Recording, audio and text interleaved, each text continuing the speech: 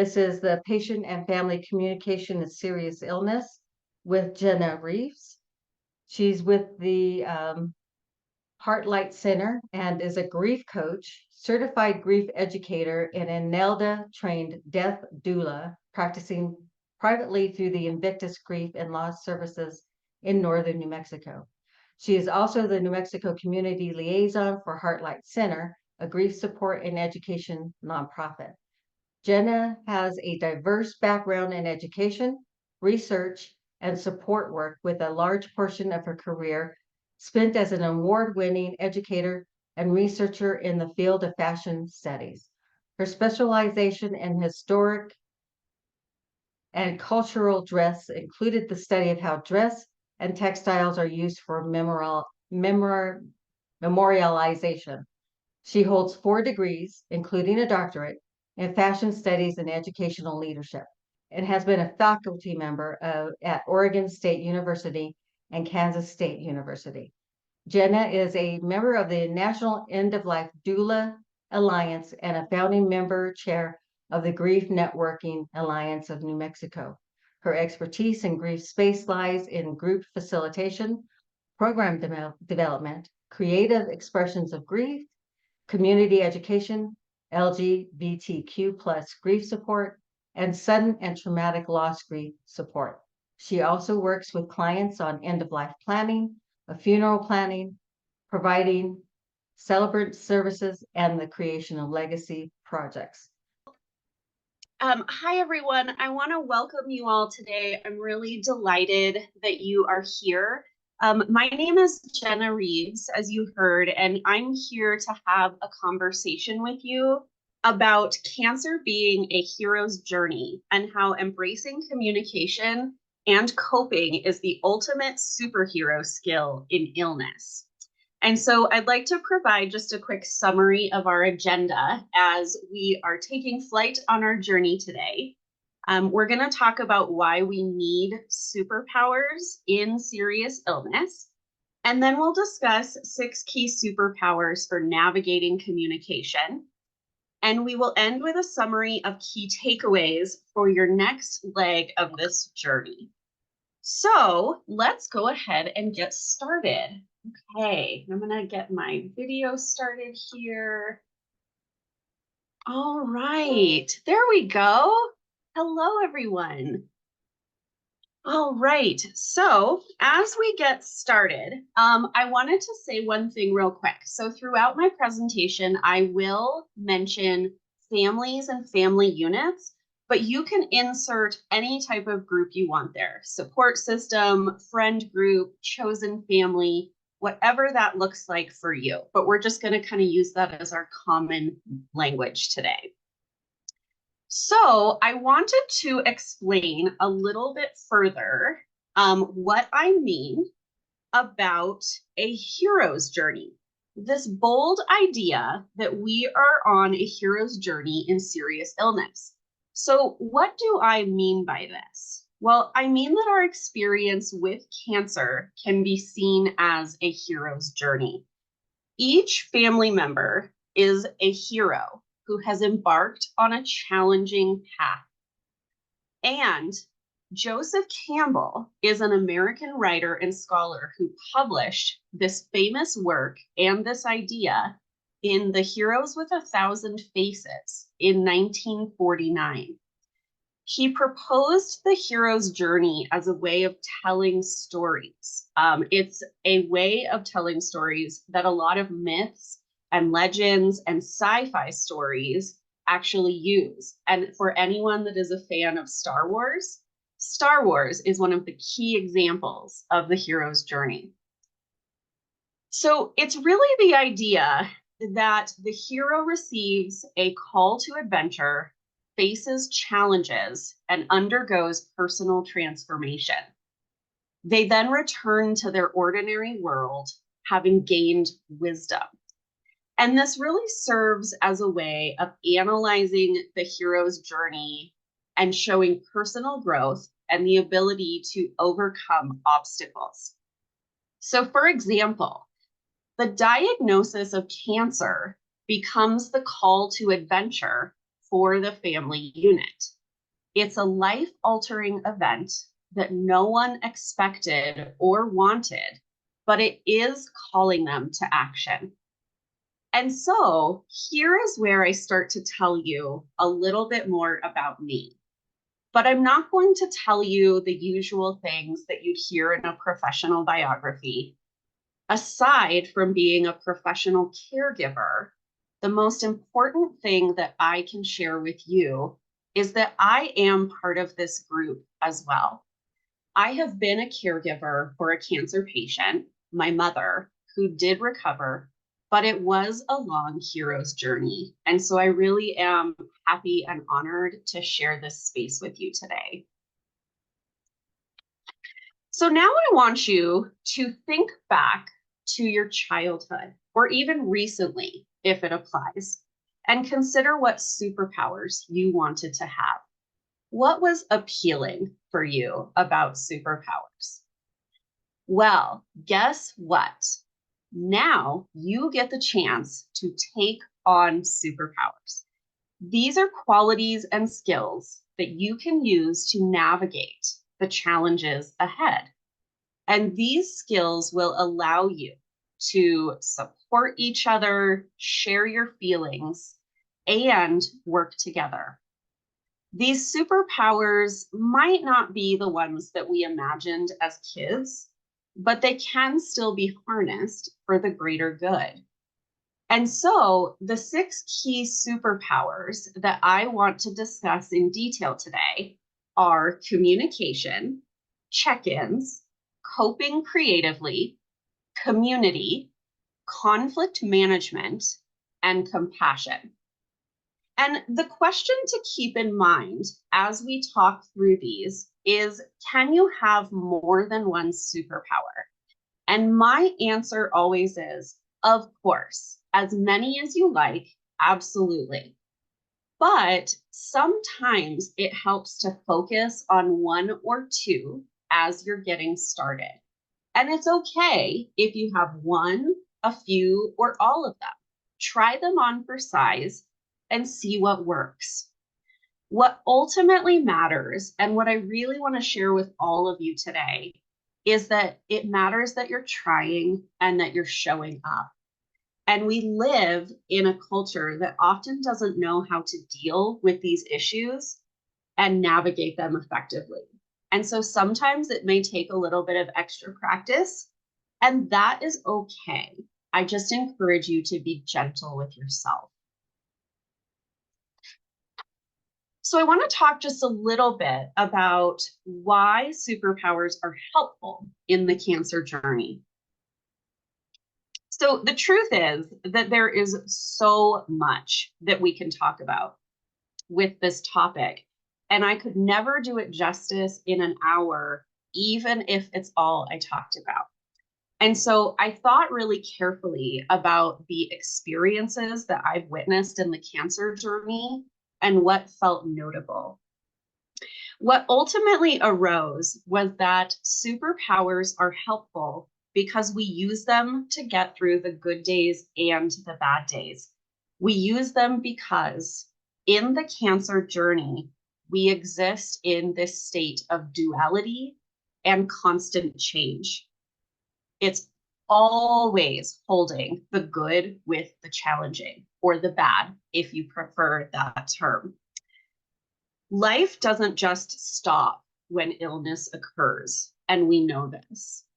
And when it does, we have so many things to get through, like the practical logistics of tests, procedures, and then on top of that, we have the other things that demand our attention. Feeling into the changes in our physical bodies, fatigue, changing relationship roles, intense feelings being processed, adjusting to plans that may not look the same anymore, at least for the short term. And so those are all kinds of ways that we can experience overwhelm in this process. Given this array of experience, it is no wonder that we can feel mixed up, because it is possible to have those good days and challenging days, to feel both capable and lost, or loving and questioning at the same time. This is why I often tell people, if you got up this morning, if you got dressed, if you did anything to help your day, you are winning. I remember going through this initial phase of receiving the diagnosis with my mom, and I felt like a deer in headlights, and simultaneously like I just needed to keep moving, like buzzy energy. I felt paralyzed and fidgety at the same time. Even the American Psychological Association has acknowledged that caregivers experience both positive and straining moments. And so it really is important, because this experience goes across many different emotions and feelings, that we try to navigate it as efficiently as we can. So I want you to just sort of take a look at this picture and reflect for a moment on what this makes you feel. So, and if it helps, go ahead and jot down a couple of notes where you're sitting, just to kind of see. So this is a pretty famous image of a piece of art.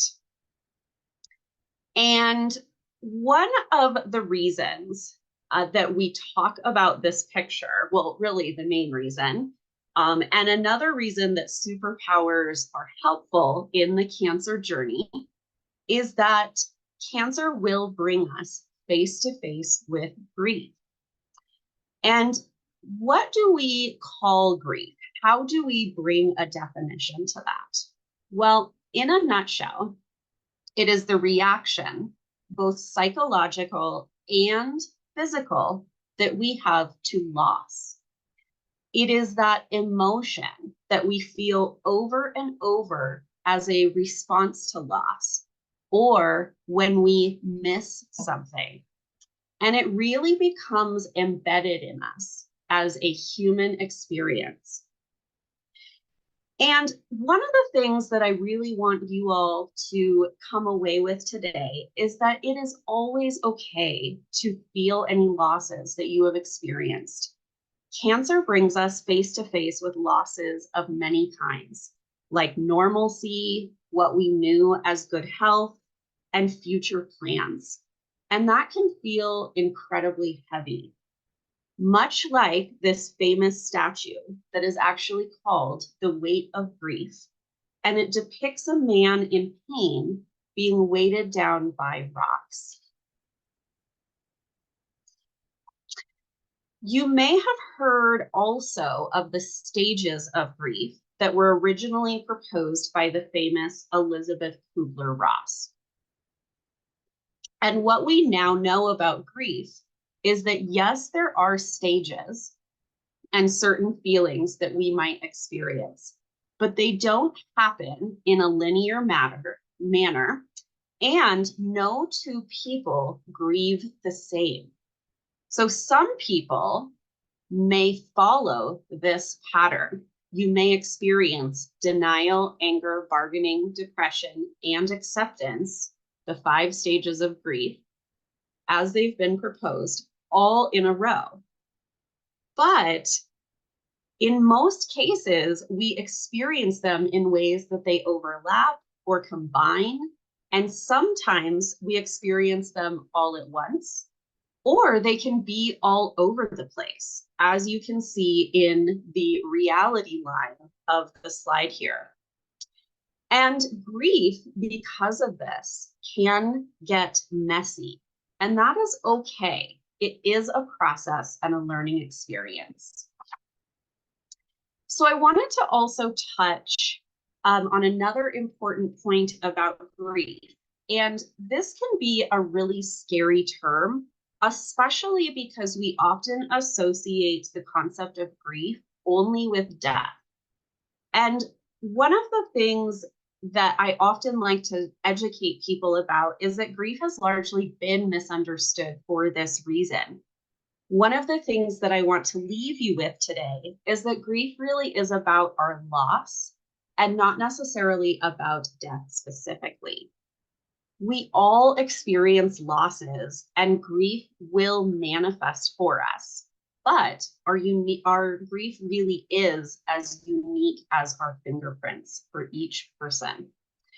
Some of the things that we've learned about the grief experience through research and just talking to grievers is that it's important for grievers to have their pain witnessed and to be seen and heard, to express their feelings, to release burdens, and to find meaning in the midst of loss.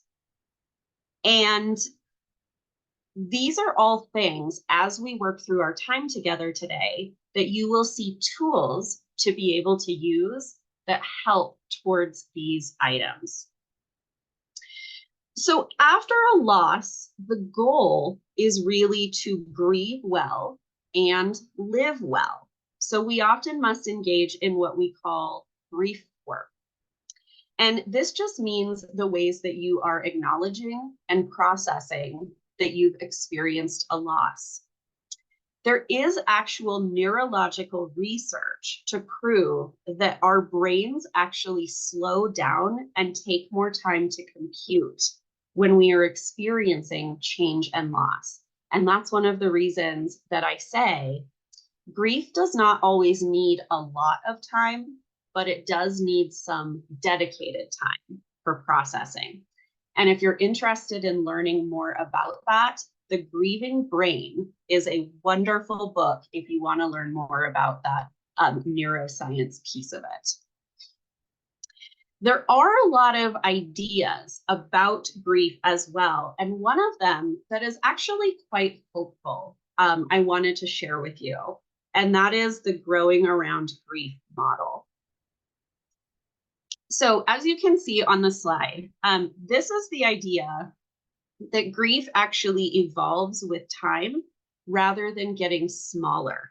So initially, when we have a loss of some kind, then we feel overwhelmed, but gradually it becomes integrated into our lives. So as we start to develop new skills, new relationships, new experiences, we actually start to kind of weave that into the fabric of who we are. And what I want you to notice about this model is that it really allows us to expand our life's journey as we go along.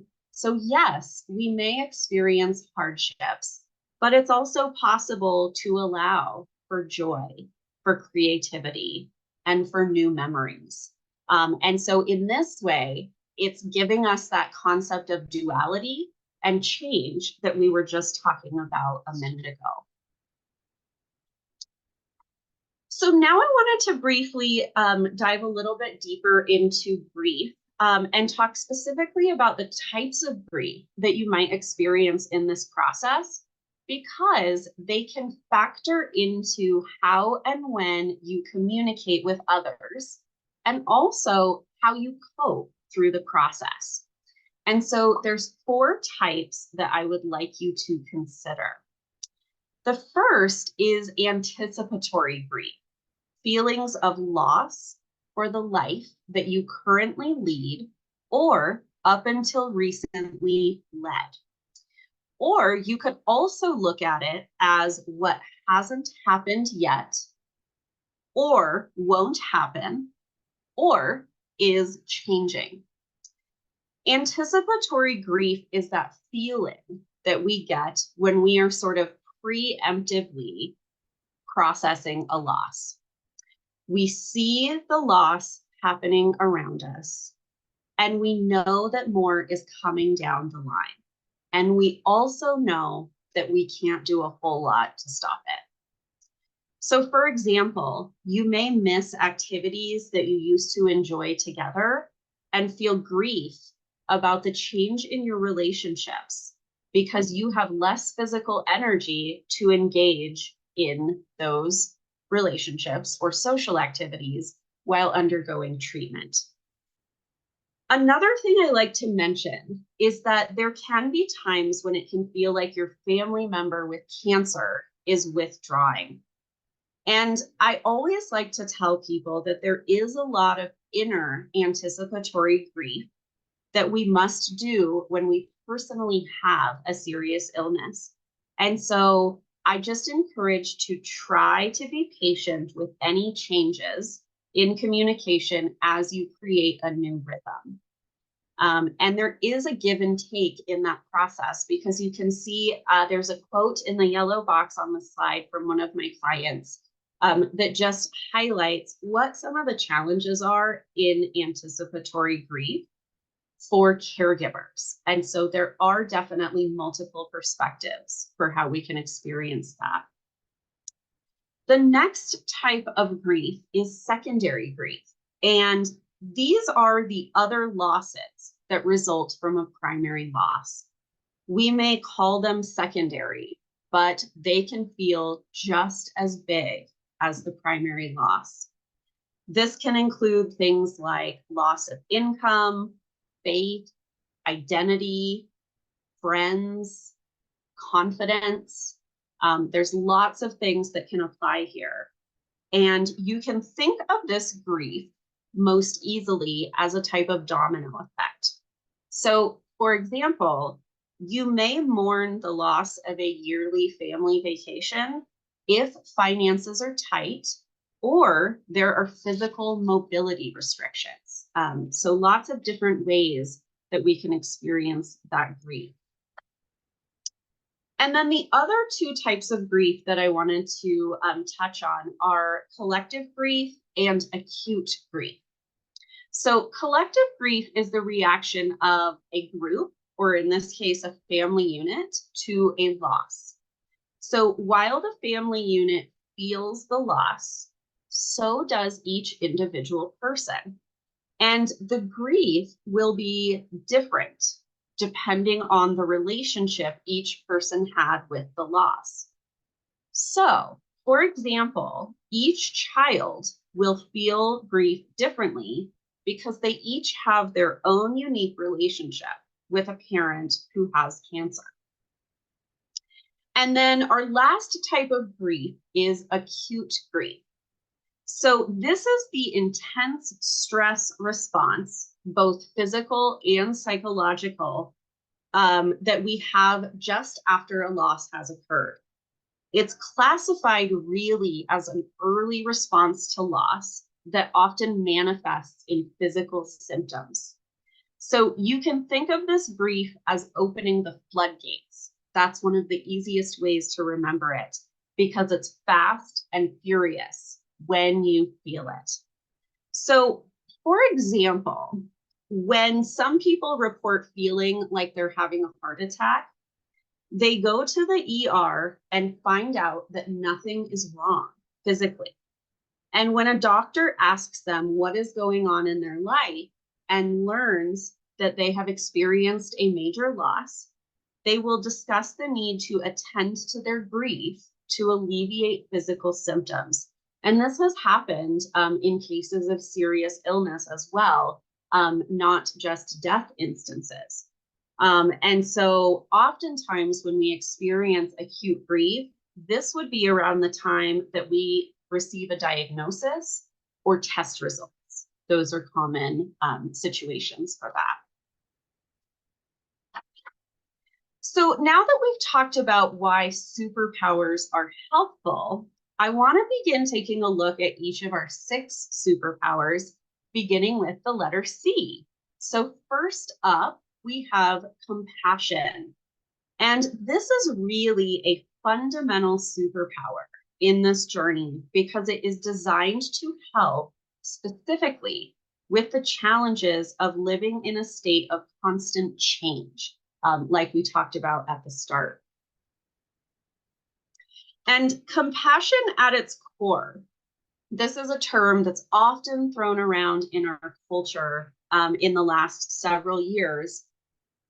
We really want to boil it down to a couple of key things. It is about caring deeply, treating others and ourselves with kindness, and processing a strong desire to alleviate suffering. It can be applied to both ourselves and to other people. So, one way that we can show compassion to ourselves is through changing the tone of our self-talk. Instead of saying things like, "What's wrong with me?" you can say, "I tried my best." Or, "I will inevitably fail," can change into, "It may not have gone the way that I wanted it to, and I learned something." So I think of self-talk in general as how I would talk to a friend or a small child. Because one of the things that we know in psychology is that we often talk to ourselves worse than we would talk to others. And there are a couple of points I wanted to make about how to implement compassion. One of the things that I remember feeling in this journey was a lot of pressure and expectation. And this can often lead us to forget one crucial thing, and that is to let the day be the day.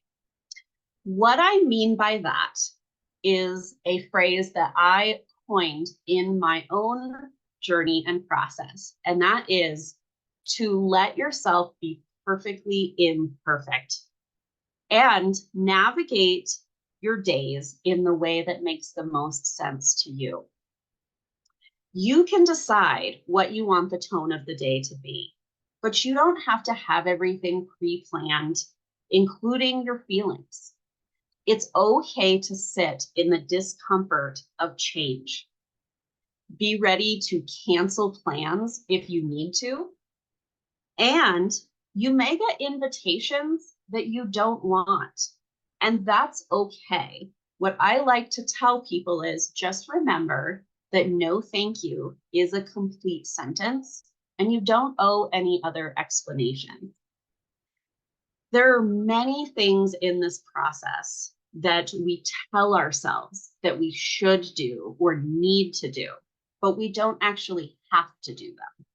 And I just want to say up front, it's okay to release that pressure, and that can really be beneficial in the context of compassion. One key skill in compassion is holding space. So it's not about offering quick solutions or fixes. Instead, it's really about sitting alongside someone as they navigate their pain, whatever that might be, and being fully present, being a person who lets go of assumptions and judgments and agendas.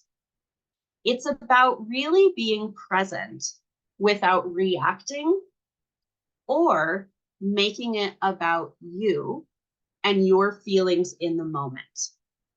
So what I would encourage everyone to try is just to be able to sit with someone in their feelings, not feeling a need to fix, not feeling a need to give advice or react or relate it to yourself, just to listen and hold it.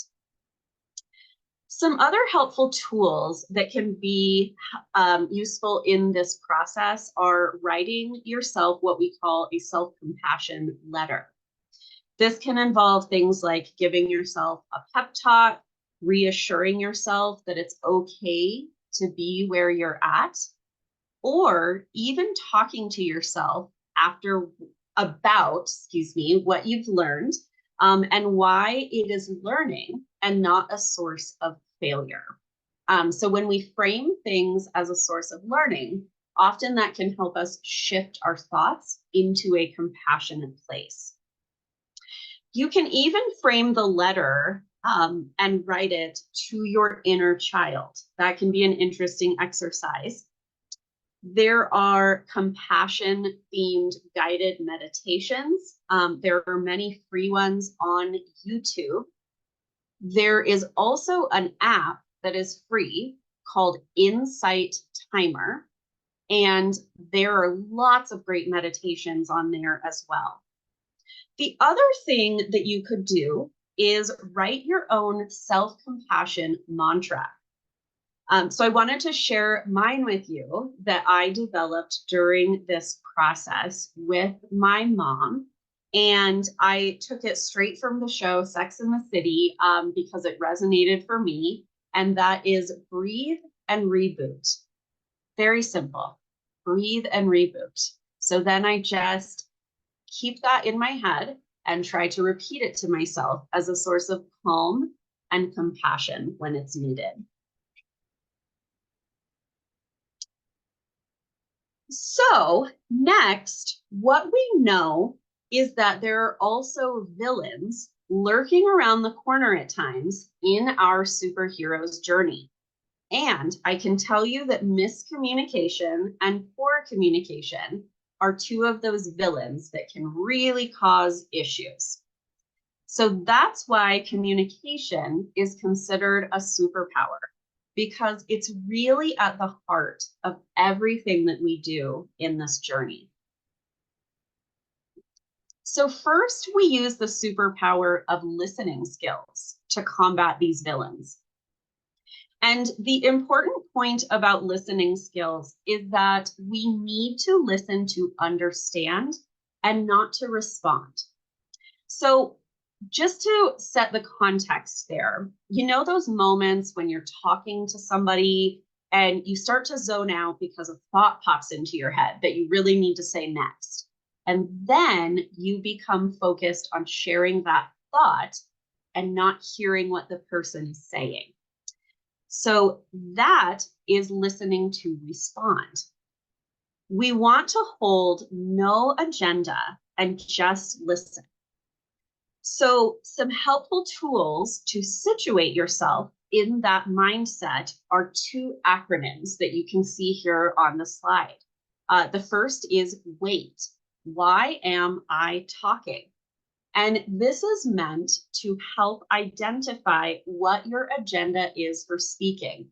So if you're speaking to another member of your family in this journey, are you speaking for yourself? Are you trying to make a point that benefits you? Or are you saying something truly for that other person? And then the other one is think. Is what I'm saying true, helpful, informative, necessary, and kind? And oftentimes in this journey, I just wanted to point out that we often can confuse helpful and necessary.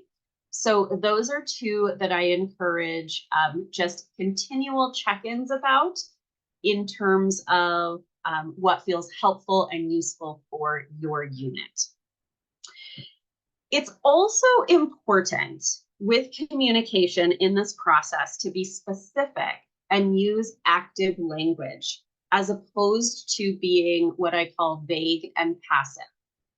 So what I have observed as a professional in family units managing cancer, and also on a personal level, is that help and the offer of it can feel like a burden when it is not direct and action oriented.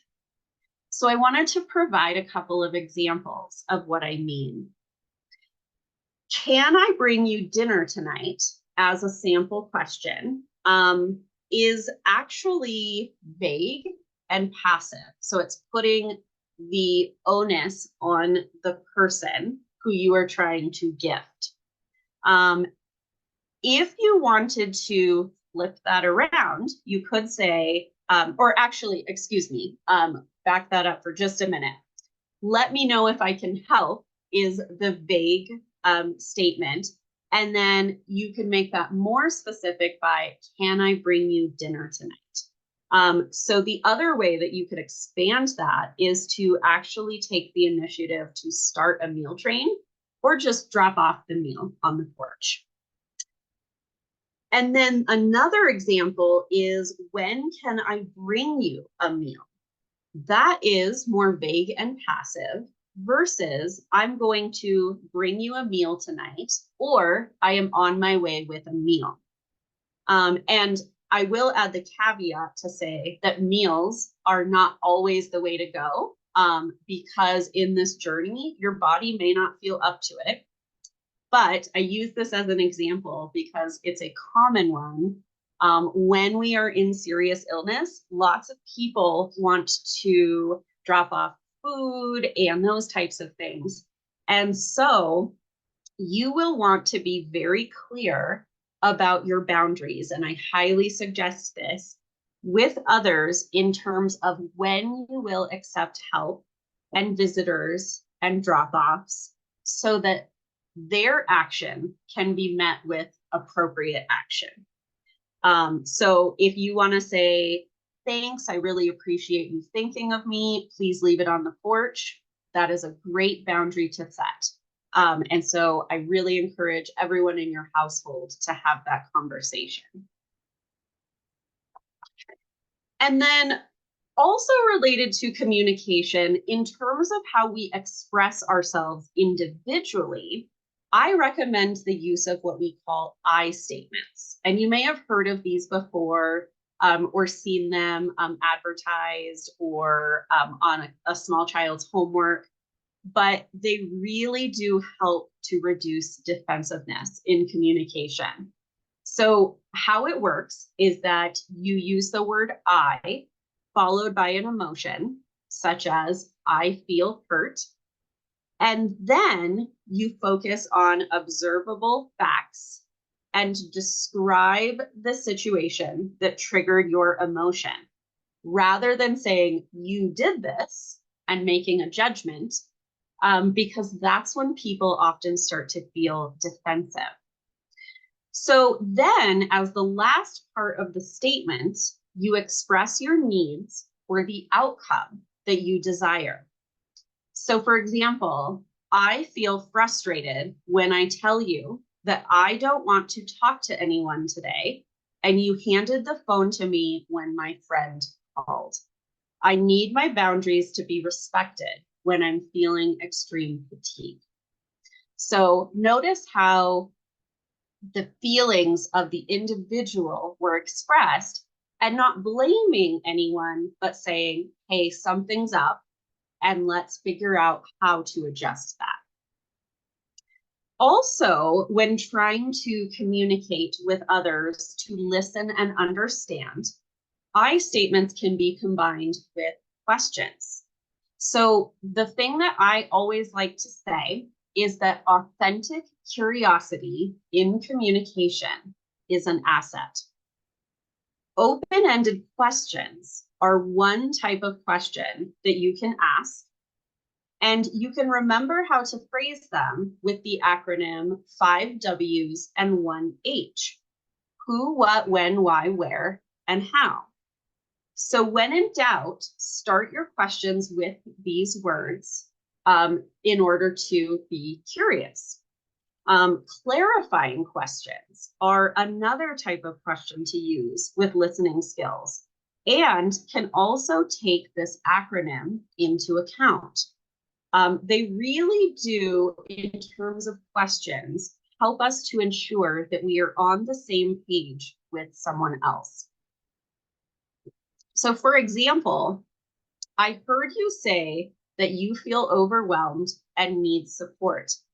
Can you please help me understand more about your treatment plan and how I can support you during this time? So there's an example of how we can work through that. And then a key idea around communication is always, how do we organize information? So I like to say that you will want to document, organize, and continue to repeat that process and refine it in a way that works for you.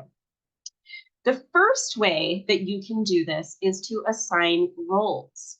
So one role that we used in our family when my mom had cancer was an appointment note taker.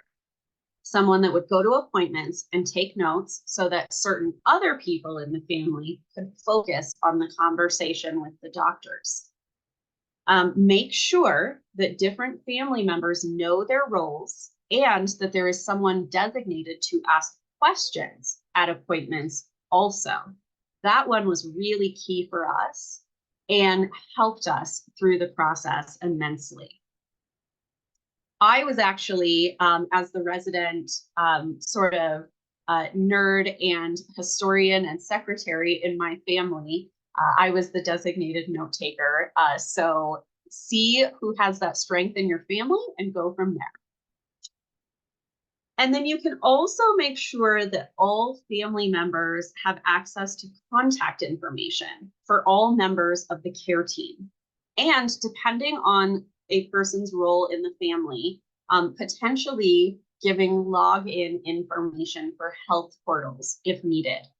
There were a couple of instances with my mom where she, in some random day where she was having some brain fog, misplaced some passwords. And so it can be really helpful to have a backup of that. I am also a big fan of what I call preparing a go bag to quickly run out the door. So I have them for work and different social activities. You can also do this for your current journey. So I suggest a medical appointment or chemo bag that has your go-tos in it. That would be things like magazines, a book to read, chargers, any electronic devices, headphones, blanket, pillow, water. So lots of things. And you can see some examples here on the slide of what some people have put into their bags. And you can get creative with what your needs are. I also recommend, in terms of communication and staying organized, make sure to create rituals to celebrate milestones. I think that it can be really helpful and nourishing to really celebrate those small moments. So when you're done with round 1 of treatment, for example, do something like start a ritual where you choose a different ice cream place after each treatment, and then you're doing an ice cream tour of your town. Or take a picture of the sunset after each treatment to engage with nature, or take a walk in nature. Just find ways to create joy that are meaningful for you in your journey. You can also make lists and document decision making, which I highly recommend. I recommend keeping a logbook of important results and decisions that you made when you were given another one of our C words, which is choice. So when you're given the choice, what were the deciding factors? And keep those in a logbook. You can even make pro and con lists. That can be a popular activity. And you can do that from multiple angles. So a medical pro and con, an emotional pro and con, whatever feels most pressing at the moment. You can also use digital tools like Cozy, Belong. There's resources at cancer.net and also CareZone. And these can all be used as a digital tool to help you document these various types of information. So you can check those out if digital note-taking is something that resonates for you. And the last topic related to communication has to do with another C word that we also just talked about, which is choice. Communication really works best when we communicate in a way that the other person can hear us. And I don't mean like that someone is deaf, but they can actually take in the words and understand them. So I always say that it is important to choose our language carefully so the other person feels seen and heard. After doing this for several years now, what I have found is that people with cancer would generally like others to know that their cancer is hard and complex. End of story. And that it's individualized. So people want to be seen and to be heard without justifications, without being dismissed, without comparison to other people's experiences, and without generic platitudes or phrases to make us feel better. So you can see on the slide here in our comic that Our Lady in the teal dress is being given one of those very generic phrases. Don't worry, God won't give you more than you can handle. And she is not able to take this seriously. So communication is breaking down. And I really want to conclude our discussion of communication here with things that people with cancer don't appreciate hearing. So when you read articles, watch documentaries, and talk to other people about this subject, this is the most common feedback that I have received. And what I would encourage you to do as we talk through some of these is just to take note in your head, are there things that really bother you that people say to you? Because you can add those to your own list of things to be on the lookout for in terms of activating feelings for you. So it could be much worse is a major one. The phrase "at least." So I can tell you as a grief and loss professional that the number one way to shut down communication with a griever or someone who is going through a loss or an illness is to start a sentence with the phrase "at least." That is guaranteed to shut things down. And so I recommend, if you feel called to start a statement with that, just say it internally and then keep moving, because that one can be real activating for folks. It will all be okay. I can't stop worrying about you. If I were you, I would. I read about this new blank, whatever it might be, treatment, research that will help you. And I knew someone who had that. And so those are things just to keep in mind, not only to check in with yourself about if they bother you, but also how will you handle them when you hear them. And some of the things that make these points of communication hard is that people would prefer that others, if they are going to offer information, have a plan to help or very specific ideas. Don't make the person that is experiencing serious illness add one more thing to their plate. So if you are suggesting that someone go out and read a bunch of research, just be mindful about how that can feel overwhelming. Offering medical advice can cause a lot of anxiety and confusion because there's so much information being tossed around. That was a lot of the noise that I had to block out when my mom had cancer, was a lot of that advice giving. And did you all look into this or that, or talk to this doctor? And it becomes rather overwhelming. And then offering advice can also be tricky because it can make other people feel self-conscious or like they aren't tending to themselves well, even if they are. And so just be mindful about how messages can be received more sensitively during this time. So I want to switch gears now and discuss check-ins as a superpower. Checking in with each other to see how someone is feeling and managing daily life is especially critical in serious illness.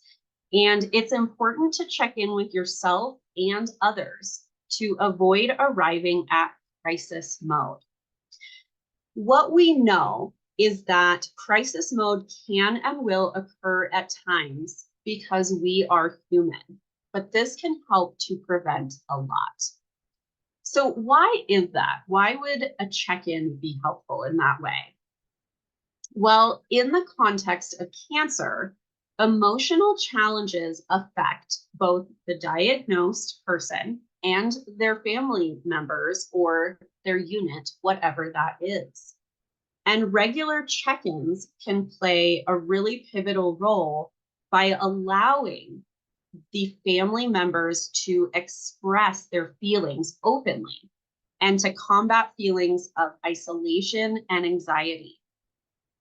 We want to be able to recognize that cancer affects each family member differently. And so having these conversations around how each person, each individual in the unit is doing promotes empathy and understanding.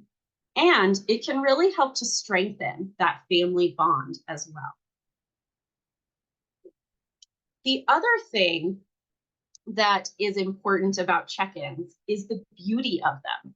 So the beauty is that they are free, they can be incredibly simple, and there is power in creating safe space for questions. The power really lies in its ability to break the ice and encourage active listening. So you can keep a check-in journal for yourself or the whole family, or you can do one just as a couple if you have children to not include in that particular check-in journal. You can even have multiple, and that could be overwhelming. So maybe temper that a little bit, but the point is that it can be structured to meet your needs. And so I just want to take a moment to point out on the slide here, there's a very, very simple check-in. You can look at this or both of these images. You can have family members circle how they're feeling really quickly on this chart. And these are visual ways that you can engage with that. Another aspect of checking in with others that I wanted to touch on is communicating with others outside the family about the journey. And I have to say that this is definitely one of the more difficult and sensitive topics that can arise related to communication and coping when it comes to grief, loss, and serious illness. And so it's important to understand each other's needs and preferences. Make sure to discuss ahead of time what will and will not be shared with others. So, for example, will you share each time you get a test result back? And who will you share that with? Who will you share certain results or updates with, but not others? So I divided it into two categories when we were going through this with my family. There was a need to know category. So the people that needed the important updates when they arrived. And then there was a group of, it will be nice to provide them updates, but they're not as urgent. So another way that I've heard a family phrase this is I have my A squad people and my B squad people, and you can call it whatever you want. And it's not a slight towards anybody in terms of ranking them, but it is a decision that you have to make to maintain your own well-being during this journey. And one of the other things that I have found most helpful in this process is to assign a family spokesperson who is responsible for making updates. And that could be different people for different groups of people. So maybe you have someone that has really good rapport with mom's extended family, so someone manages that. Or maybe someone manages all of her friends, or whatever the case may be. You can leverage available tools online as well for providing non-direct updates to people, like Caring Bridge is one example of that, or Facebook groups, a family blog, or a YouTube channel. even group texts or emails where you can share the information and then let other people access it at their own convenience. There's also Marco Polo and Slack as apps. And for the most part, these are all free services. And so there's lots of ways that you can engage with this. Also, one thing that I found in this journey is that I needed to be prepared to tell people how often updates would arrive, and that if I didn't respond right away to any type of check-in message, that it may not be a good time, but that I would be in contact as soon as I was able. So just make sure that not only are you setting expectations within your family unit, but also setting expectations outside of it as well. Because often in serious illness, we can gravitate towards becoming more insular, so a little bit more isolated as a family. One of the tools is absolutely wonderful for checking in is the feelings wheel. And dealing with cancer brings so many feelings. It can really be difficult to put into words. And so the feelings wheel that you see pictured here, and it's available for free at feelingswheel.com, is a visual tool that provides a very comprehensive list, as you can see, of feelings. And it is designed to help individuals and families better understand and communicate their emotions. So feelings as a tool in a family really help to facilitate a structured and precise expression of how people are feeling. So if you have all of this at your disposal, then you can help to break down barriers, encourage active listening, and empower everyone in the family unit to engage with emotions. And what I have also witnessed is that this tool actually expands your emotional vocabulary. And it really helps you to identify and name emotions that you might not have been aware of. So this is also really helpful in times of overwhelm and frustration, because sometimes we may not be able to find the words or access that feeling that we might be trying to articulate. So this can really help us to be understood with greater clarity. And the other thing that I want to touch on really quickly with feelings is that as a professional, I have seen a lot of ways that families cope when it comes to feelings. And there are definitely many family units where sharing feelings is a taboo and is actually frowned upon. And the thing that I would just say to that is to just try and lean in and be patient with it as much as possible, because it really does help to break down barriers by externalizing those feelings. So when you are looking at it on a piece of paper and putting it on your focus there, you are actually drawing attention away from the fact that you're sharing feelings. So it can be a useful tool in that way. And if you ever need other ideas for how to implement that, of course, I'll be sharing my information at the end of the session. So that can be a tricky one, and I fully acknowledge that. There are actually many ways that you can creatively use the feelings wheel. And I suggest trying this as both individually in some type of logbook and as a family activity.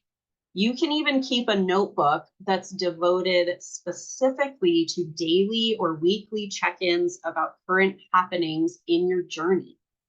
So if you process things through movement, you can print out copies and actually color in your feelings, as you see here on the slide.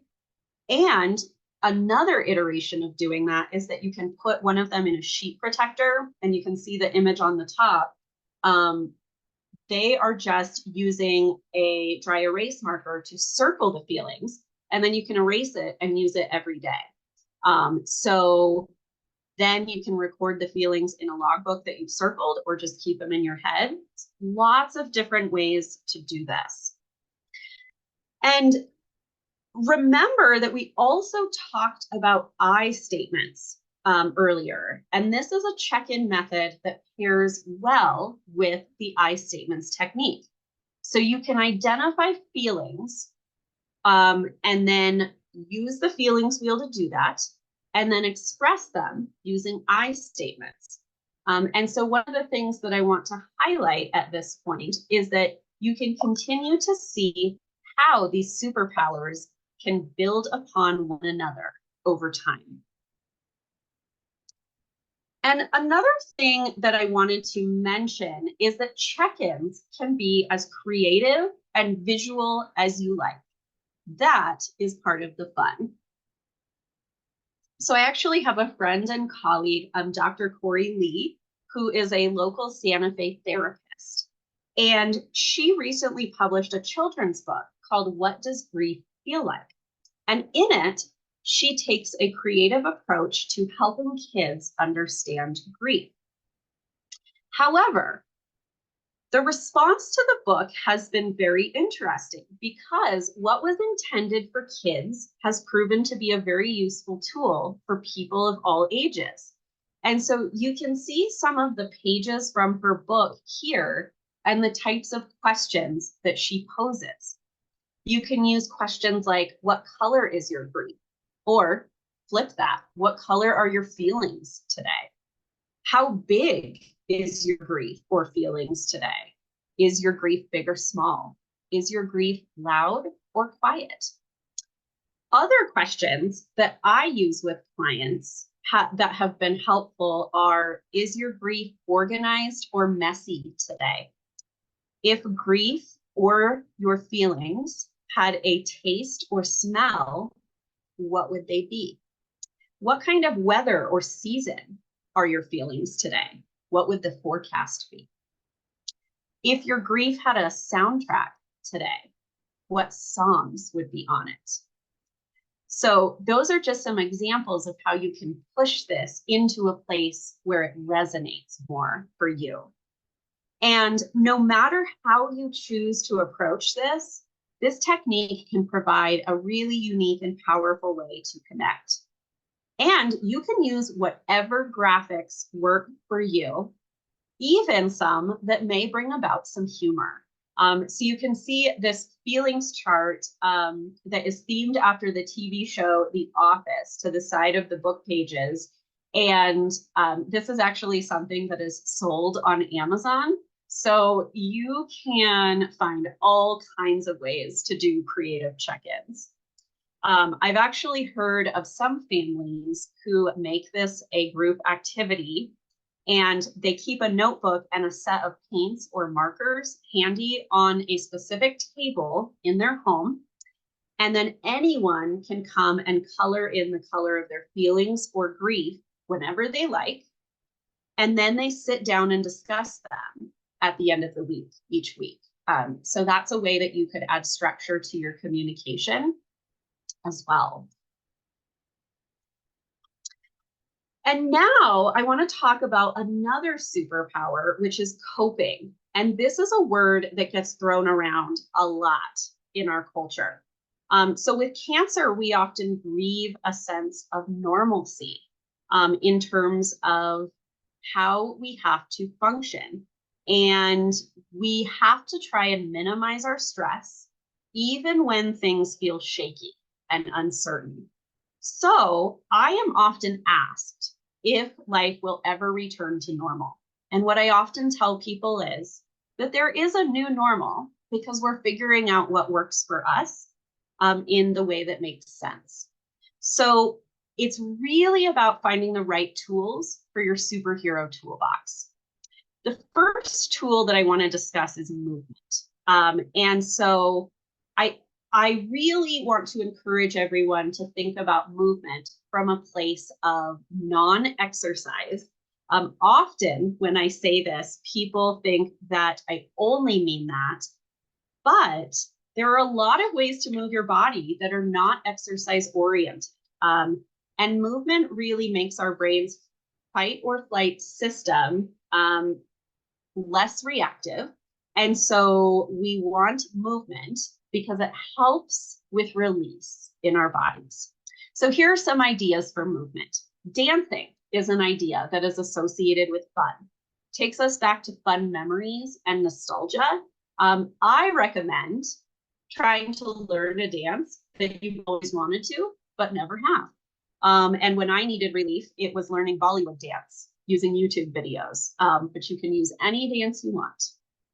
There are also forms of movement that people can get timid about, and one of them is yoga. Oftentimes we get timid because we see people twisting their bodies into a pretzel, as I like to say, and we're not sure if our bodies can do that. So two forms of yoga that I encourage you to look up are grief yoga, and there is a free little video that you can try it out for on Paul Deniston's website there from the slide. And then also laughter yoga. And if you are confused about that term, I promise that you will come away smiling after you've looked it up online. So, so definitely check that out. And gardening can be a great way to connect to nature and the earth. It's really soothing for our bodies to be immersed in birth and growth and renewal. And so tending to those living things can really be soothing. Some other ideas for movement. Cooking is a fabulous one, provides a great creative outlet. And in 2012, you can see there's a picture there of my cancer stuffed shells. This was a seafood stuffed shell dish that I made when we were waiting for some of my mom's test results. And that was a helpful process. Nervous energy is much released in that sense. Another interesting note about cooking is that it can be especially beneficial to share meals with others. There's something about coping that benefits from that. And so we with Heartlight Center wanted to invite you all to our next event that is related to this, and it's called the Comfort Food Dinner. It's for anybody who's experiencing grief or loss or some type of transition of any kind. Even if it's not related to death, we have a lot of folks that come with anticipatory grief. And so we would love to have you on June 20th, if that feels helpful or supportive for you. Drawing is another creative outlet. So if you don't like formal drawing, you can try things like art therapy exercises. And this is a book, Essential Art Therapy Exercises, that can be helpful for that. And then lastly, animals. Look up animals online if you don't have access to any to pet and cuddle. This is one of the animals that I follow on Instagram. He's always giving a high five and he has his tongue sticking out. So cute and charming. Always brightens my day. And then there are some other aspects that we can look at for how to cope. So breathing is really important in this process. And there's a couple of breathing techniques that I just wanted to highlight. One of them is belly breathing. So make sure that your belly is expanding when you exhale. And then straw breathing. So basically holding a straw, inhaling for 3, holding for 3, exhale for 3. And then that way it's controlling the airflow through the straw. If you don't want to carry a straw with you, they also make these stress straws now that you can see on the slide, and you can actually wear it as a necklace so that you have it when you need it. Another concept related to grounding And bringing us back to the present moment is what we call earthing.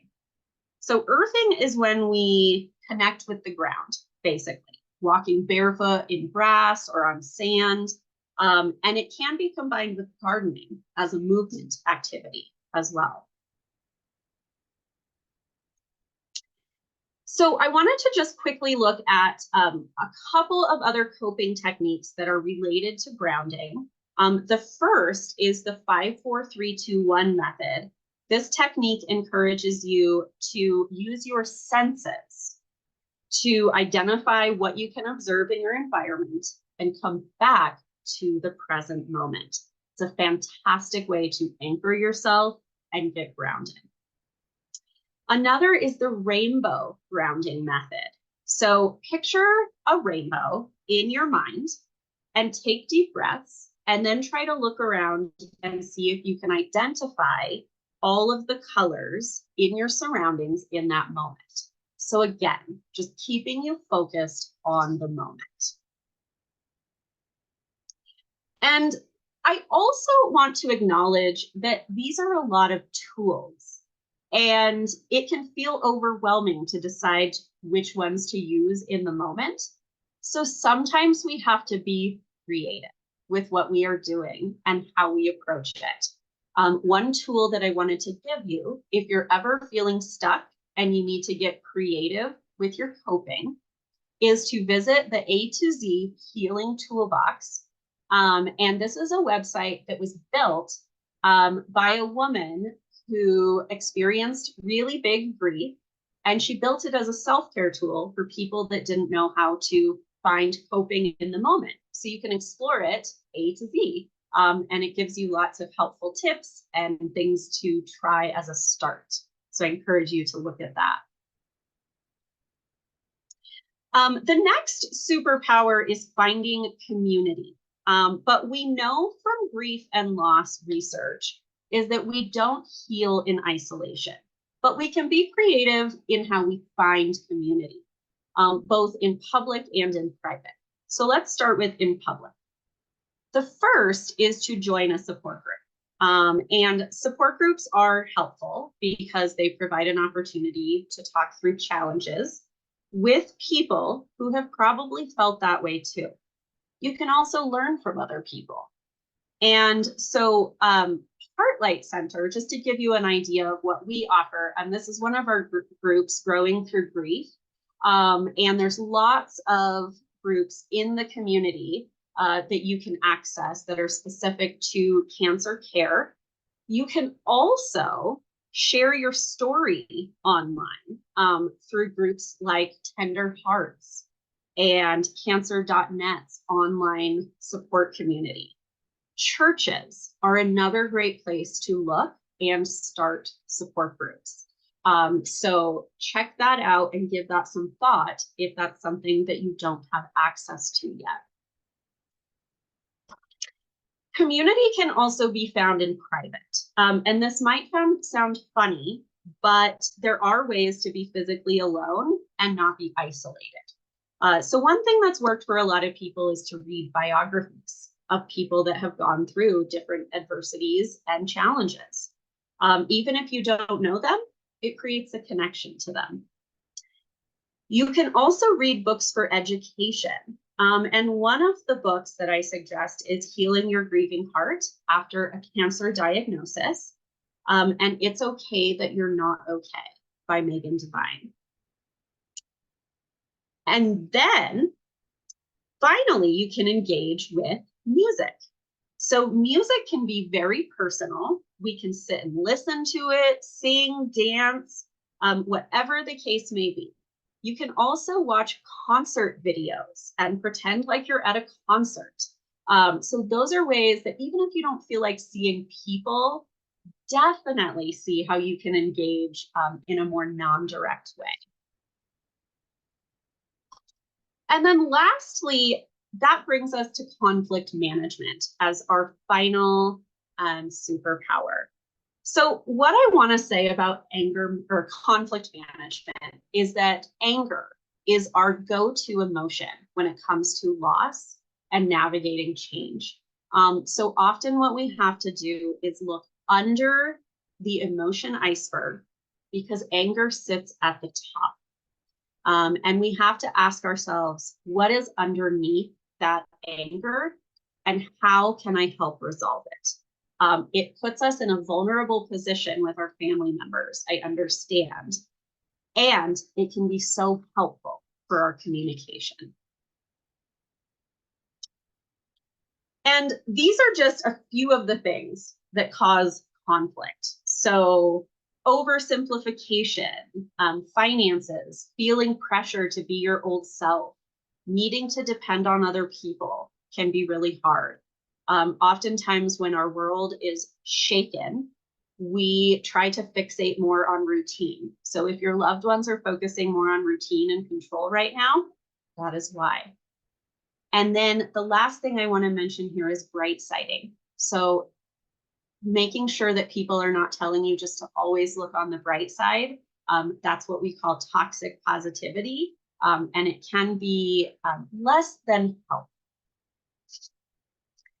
So in terms of tips for conflict management, as we wind down, I recommend frequent check-ins, doing things together as a family, I statements, careful language, leveraging technology to lighten your load. And then most of all, what I want to impart is use humor. Watch a comedy show on Netflix. Go to our new local comedy venue, Quezada's, out at Santa Ana Star Casino. Wonderful venue to laugh for like 20 bucks with known comedians. Find ways to release those worries and just remember that everyone is doing the best that they can in this process. So with all of that being said, I wanted to leave you all with a few key takeaways of moving forward with your journey.